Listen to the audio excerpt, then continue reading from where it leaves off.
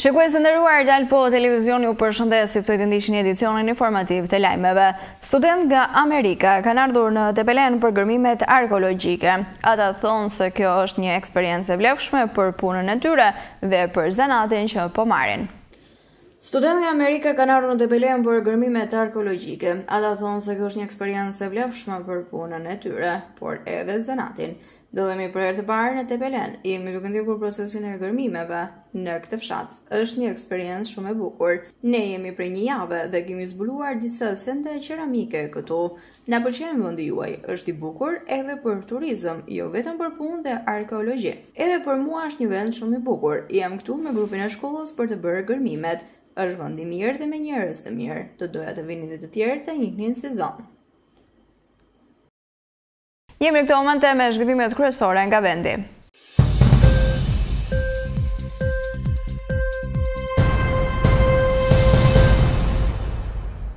Më shumë rritje të çmimeve ka patur për gjatë ditëve të fundit dhe muajve të fundit në Shqipëri. Ky është raporti i publikuar nga Eurostat bazuar në të dhënat të marra nga turistët të cilët vizitojnë Shqipërinë. Ata thonë se kanë bler për shembull perime duke arritur deri në 15 euro. Njëkohësisht, nëse doni të zgjidhni ndonjë frut, çmimet kanë qenë të larta duke nisur nga 6 euro për kilogram. Çka do të thoshte se nivelet ishin shumë të larta për një vend si Shqipëria, duke sjellë kështu këtë raport. Njëkohësisht, në fund të raportit thuhet se pavarësisht deklaratave të bëra për rritjen e pagës, çmimet në Shqipëri vijojnë të jenë tepër të rritura, duke sjellë kështu një varfëri tek populli shqiptar.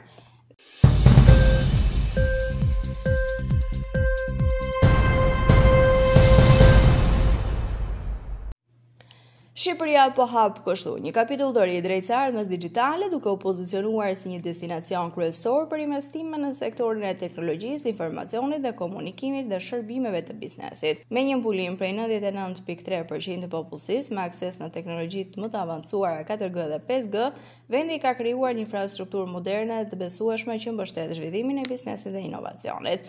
Gjithashtu, 91.5% e familjeve shqiptare kanë akses në internet broadband, duke rritur kështu ndjeshëm lidhshmërinë dhe mundësitë për punë, arsim dhe argëtim në distancë. Ndërmarrjet e mëdha janë gjithashtu plotësisht të lidhura me internetin, me 100% e tyre të pajisura për të përballuar kërkesat e tregut global. Shqipëria është gati për të ardhmen dhe tani është koha për të investuar në një treg në zhvillim e sipër, thekson AIDA, Agjencia Shqiptare e Zhvillimit të Investimeve.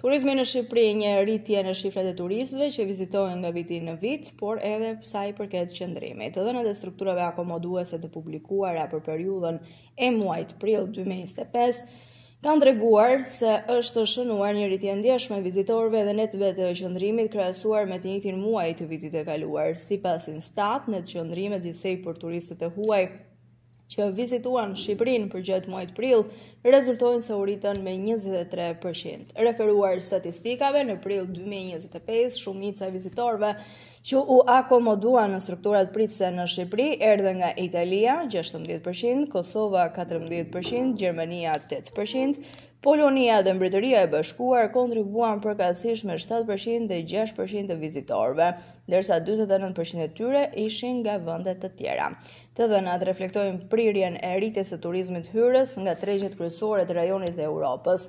Gjatë kësaj periudhe, thekson Instat, fluksi turistik duke se ka qenë i shpërndar kryesisht në rajonin qendror.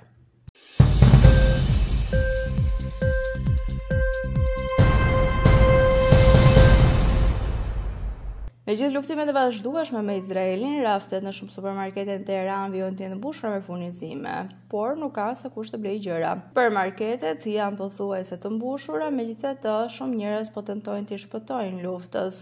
Për ata pak banor që kanë mbetur, qëndrojnë kryesisht në shtëpi, ndërsa shumica e bizneseve janë tashmë të mbyllura. Në rrugë vet ajri që thith është i trishtuar, thonë banorët. Zona e Teheranit, e cila është njohur si një vend i parapëlqyer i të rinj, është tashmë në një qytet fantazëm. Thuhet se më shumë se 500 njerëz janë vrarë në Iran nga sulmet izraelite, duke nisur prej 13 qershorit ndërsa fotografitë e kapura të shpërndarë në internet tregojnë njerëz të plagosur rënd, përfshirë këtu edhe fëmijë pas sulmeve në kryeqytet.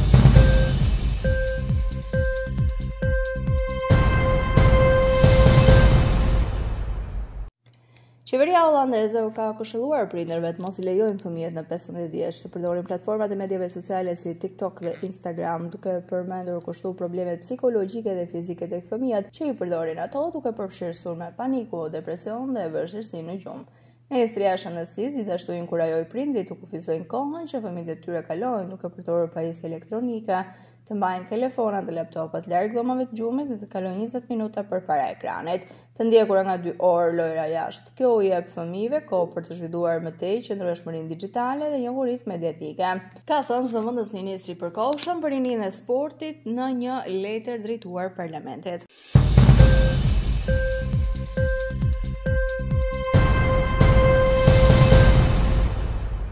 Ishte gjithçka e përgatitur për këtë edicion informativ lajmësh. Unë ju falenderoj për vëmendjen tuaj. Bashkë mirëpafshim.